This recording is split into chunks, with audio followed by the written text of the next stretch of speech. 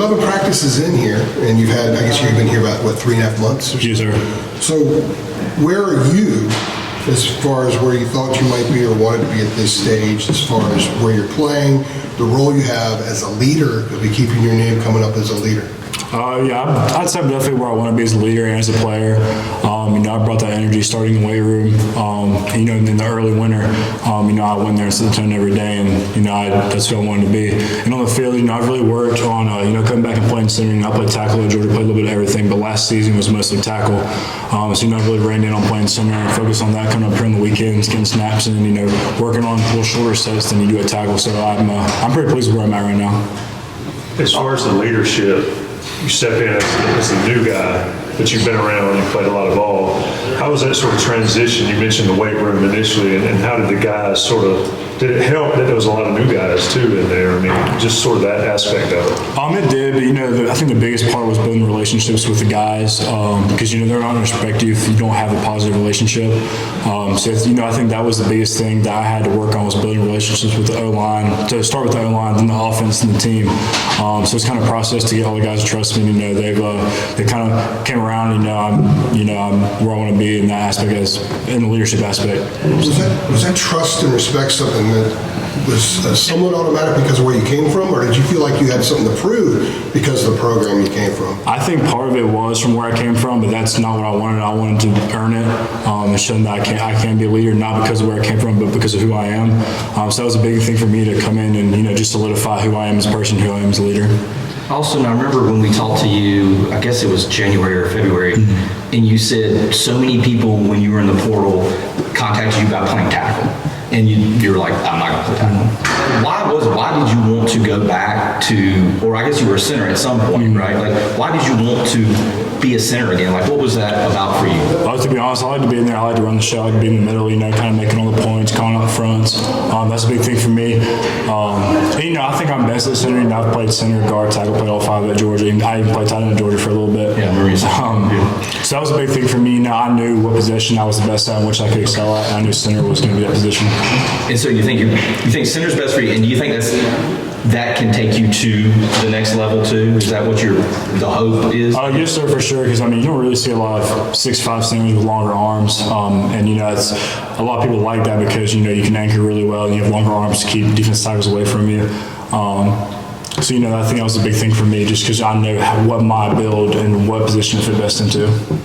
Austin, if you had to characterize it for yourself, like what are some of the main differences offensively, of some of the stuff Georgia kind of likes to do, maybe their offensive identity compared to North Carolina's offensive identity? Yeah, not a whole lot different. There's a lot of the same schemes and everything. I'd say we probably pass the ball a little bit more here, but Georgia's a lot of run the ball downhill stuff. We're we throw the ball a little bit more here. And I guess y'all just have to wait till the season to see the rest on it. So I ain't gonna spoil it right now. Of course, you mentioned running downhill. Obviously, Marion Hampton having the season that he had last year. What have you been impressed by? Seeing him so far. Well, first of all, I've been impressed in the weight room. That dude is strong. Probably the strongest running back I've ever seen. And we have some strong guys at Georgia, but he's probably the strongest I've ever seen, most explosive I've ever seen. Then on the field, he brings it every day. He runs with his head down, he's not afraid to hit anybody on that field. So I really respect him because he just lays it all on the line while we're playing. That's all you can ask from a running back. Willie Lampkin proudly discusses the chip he has on his shoulder because of his height and because the automatic assumption that people have, and he was looked over some. From your perspective, you've got him, I guess, to your left. What's it like playing with him, and how much of a bulldog is he, so to speak? I love playing with Willie. In that room, I feel like a lot of people say that, if I've seen a lot of things saying I'm the leader, but me and Willie are the leaders of that room. So don't get mistaken about that, because that's how that is. We're both leaders in that room. I love playing next to Willie. He comes with that chip on his shoulder every day. Comes to work. Just goes out there and balls out every day. So that's all you can ask. He's 5'10", 290 pounds, but he plays like he's 6'8", 340. I love playing next to him. I can't wait to get the season started with him. Speaking of 6'8", 340, the tackles. Yeah. These are two guys who neither one of them have ever started a game in college, but it looks like you guys are going to be depending on them at those tackle spots. As a veteran, who has seen a lot of college football, how would you assess where Howard and Trey are just in their development, and like, you know, how much further do they need to get to where they need to get to be competent tackles on this level? For sure. Well, you know, Howard, they're way two different body types, Howard and Trey. They're both huge. But Howard's got long limbs, long skinny limbs, and he's still really strong.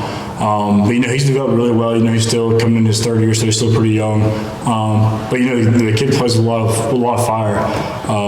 You know, you can't say that he doesn't play hard every day, in and out. And, you know, he comes with it every day. You know, he's been working with Coach Clem on his techniques and stuff, and, you know, he's getting better every day. I can see it. And his knowledge of the game is increasing so much because, you know, it's a little bit difference between playing at UNT and coming to UNC. I mean, that's Group 5 to Power 5. Sure. So you have to see a lot more.